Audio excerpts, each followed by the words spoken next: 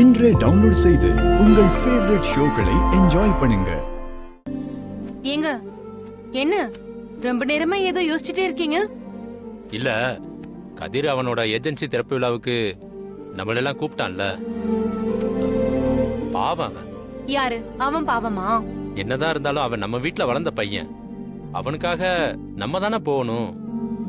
ஆனா கோபத்துல அண்ணன் போக மாட்டேன்னு சொல்லிட்டாரா, அத மீறி நாம எப்படி போக முடியும்?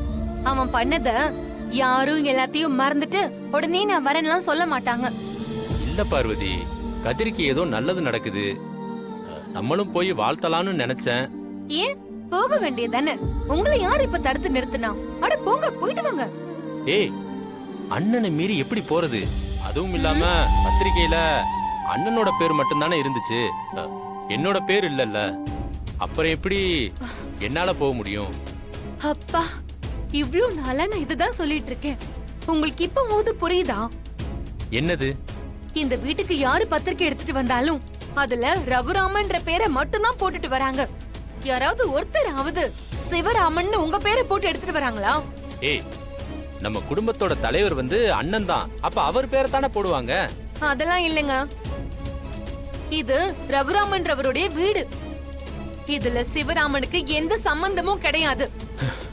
ஏய் பார்வதி, நான் ஏதோ யதார்த்தமா சொன்னேன், உடனே நீ இத புடிச்சிட்டு ஆரம்பிக்காத. ஏன் நீ இப்படி எல்லாத்தையும் பிரிச்சு பிரிச்சு பாக்குற? ஆமாங்க, எல்லாத்தையும் பிரிச்சு பாக்குறதா என்னோட வேலை. ஆனா உங்க வேலை என்ன தெரியுமா? நிலத்து கெட்டத பிரிச்சு பார்க்க தெரியாம இந்த வீட்டுல ஒரு வேலைக்கார மாதிரி வாழ்ந்துட்டு இருக்கிறது. வேண்டாம் பார்வதி, தேவையில்லாம வார்த்தையை விட்டுக்கிட்டு இருக்காத. இப்ப நான் என்ன தப்பா பேசிட்டேன்? உங்க அண்ணன் உங்களை அப்படித்தானே வச்சிருக்காரு. ஏய், பல்ல கலட்டிடுவேன். என் அண்ணனை பத்தி என்னடி தெரியும் உனக்கு? உங்க அண்ணனை பத்தி எனக்கு எதுவும் தெரிய வேண்டாம். ஆனா நீங்க இந்த வீட்டுல ஒரு தம்பியா வாழல. ஒரு கணக்கு போடுறவனா, சில்லற வேலை செய்யற வேலைக்காரனா, ஒரு டிரைவரா தான் வாழ்ந்துட்டு இருக்கீங்க.